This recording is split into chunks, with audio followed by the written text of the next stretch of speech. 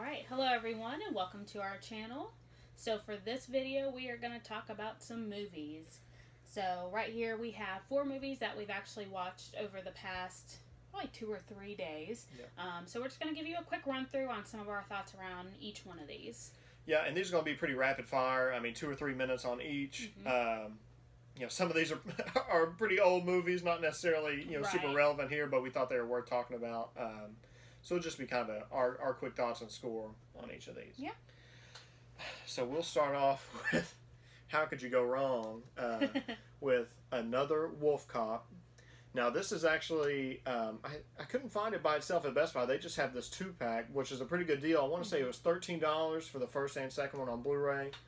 The first one's hilarious. Yeah, so if you haven't watched the first one, definitely give that a watch, because that's definitely what prompted us to go ahead and be interested in watching Another Wolf Cop. I mean, the name says it all. It's a cop who turns into a werewolf, and it's as ridiculous as you think. It's as gory as you think. It's as stupid as you think, which is right up my alley. Yeah. I really enjoyed the first one. I will say the second one, I feel like kind of maybe the novelty of the idea wore off a little quicker. I mean, it's still ridiculous. I mean, the gore in this movie is just outrageous, which is awesome. The practical effects, I actually think the wolf cop himself, the mask and everything, actually looks pretty cool, especially for the transitioning. Yeah, for how you imagine the budget for a movie like this is. But I will say that the idea wore a little thin by the end of the second movie. But if you can get it in this combo pack and you don't have the first one, it's definitely worth a pickup. Now, keep in mind this score is kind of on the cheesy horror movie scale. Yeah. So as long as you put it in that perspective, I would probably give the first one an 8 just because of how ridiculous it is. The second one, I would probably go with my average score of... I'd probably go 6. I mean... Yeah. Probably won't watch it again. I think the first one is worth rewatching. The second one, it's a good cheap time if you can get the 2-pack. Otherwise, maybe the second Netflix. one, I think kind of what they missed with the second one, I think the story was just not as interesting. I didn't really quite understand what exactly was going on. So it was just kind of the story to the second one that I think they tried to maybe do a little something with that I just didn't feel was necessary. But I agree. First one 8, this one a 6. But there is a song for the second one that is a 10. Like the song, and it's on the title screen. It's on the title screen. It is in the movie at some point. But yes, if you that song alone is. It sounds like something that I would have probably wrote myself. I randomly decided to sing and make jingles, same thing with him. But it sounds like something I probably would have wrote. So I think the 2-pack, only at Best Buy, but it's so cheap. And it's got a slipcover. I mean, it's a dream come true. So, if you can get this for cheap, definitely worth the 2-pack. Yeah. Because I think we found the second one alone at... it's called Entertain Mart, kind of like an FYE, and the second one alone was more expensive than this 2-pack. So definitely a good deal to get at Best Buy. Yeah. All right. So next up, we'll talk about Suspiria. So this is a movie that I had never heard about, but I know Do you remember who covered this one? It was from a YouTube video that we watched. Oh, it was Drum Dums. Yes, okay. Excellent channel. Please go check out Drum Dums. So Horror expert. Makes us look like rookies. Excellent channel. But so he actually talked about this one, and I don't know if it was while he was talking about this one or if it was something else I watched that they're actually redoing this, and the preview for that looked amazing. And then to find out that there was an older one, I decided to go ahead, and we had been on the hunt and finally just bit the bullet and picked it up. Kind of expensive Blu-ray. Yeah, so I think it was $25 or so for this one. So still a little up there in price, but because we had been looking and on the watch for it, just went ahead and decided to bite the bullet and pick it up. The trailer for the new one was awesome, so that's what really kind of triggered us. Exactly, and I really didn't know what to expect, but it's very it's very good. I'd say. I mean, a little bit, it kind of reminded me of something that you would put with a Pink Floyd soundtrack. I don't know. That's kind of the vibes that I was getting. It was a very trippy movie. The colors, the set, it was very, very interesting, very beautiful. But it just kind of felt like there was some Pink Floyd vibes to this movie. But I thought it was just very good. And I think, with it being older, some of the scenes were, the death scenes, murder scenes were as cheesy as you would expect them to be for an old school movie. Blood that looks like paint, basically. That kind of stuff. The Blu-ray says 77. Yeah, so yeah, but other than that, I mean, I think I'd probably give it a 7 out of 10, I think, for its time, and I think just the trippiness to it, and I think the story overall was really good, and I really, from watching this one and seeing the previews for the new one, I can't wait to see what they do with this. And I know I'm not giving you much information on it, but we do want to try and keep some of this stuff spoiler free and just kind of give you our thoughts and opinions on, This is one of those, the less you know, the better. Yeah. Yeah, because I didn't know what to expect going into it. It's basically, I mean, one thing we can give you is there's an American girl that goes into a school for dance. Yeah, for dance. So it's a ballet type movie with some twists and turns and so it's really good. People are disappearing and she's like trying to get clues. Her and her friend are trying to figure out what's going on. People seem a little too calm and a little too just kind of brushing off these murders and these people disappearing. Right. So she starts to get suspicious. Yeah. The thing I would just warn you if you haven't seen this and you're going to watch it is, I mean, it is a little older and it's definitely got a slower pace to it. The first 30 minutes or so of the movie, I was kind of like, getting a little antsy, kind of waiting for something more to happen. But by the end of the movie and the final act, I thought it made it more impactful, and I thought it was worth it. Once I finished the movie, all that was kind of forgiven, and it really kind of paid it off, I thought. Right. So like I said, I thought it was really good, and the 7 just really boils down to a little bit of the pacing of the movie, and then I believe just the language barriers, I believe, isn't their mouth overs, so that catches my attention anytime there's voiceovers.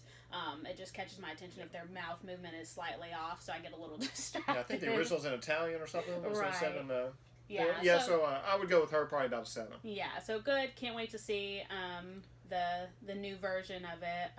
Definitely give it a watch if you can find it. But yeah, so that's our thoughts on Suspiria. So this one we actually just watched last night, and that is the Ghost in the Shell. So full disclosure, I've never seen the anime. I know everyone thinks pretty highly of it, but I've not seen it, so I kind of went in here with no expectations. Reviews weren't great with it, so I would even say my expectations were pretty low. I'll start off positive. I think it looks awesome. We ended up getting this on sale, probably a month or two ago. I want to say for like $13 or something on 4K, which I thought was a good deal. Visually it looks awesome. I think Scarlett Johansson's awesome. I know there's some controversy around her character or whatever, but I thought she did a good job. The visuals and the way the futuristic city looks is awesome. But I would just kind of describe it as bland. Kind of forgettable. I mean, a one and done. I mean, I would definitely probably Netflix it. I mean, I'm glad we got it on sale and didn't get it on release day. I'm going to go with a 6 on this one. I thought some of the villains, some of the kind of henchmen, it's basically about humans who are getting enhancements, and now the line between machine and human is getting kind of blurred. So some of the henchmen you'll see who will have like mechanical jaws or just different features like that. I thought they looked cool, but overall I thought the movie was just kind of bland is what I'd say. So I'd go with a 6 out of 10. And I think I'd agree, 6 out of 10. I think they set it up in a way that we could probably expect there to be some others. Maybe those next ones will be a little bit better. I just think the story for this one was just a little so-so.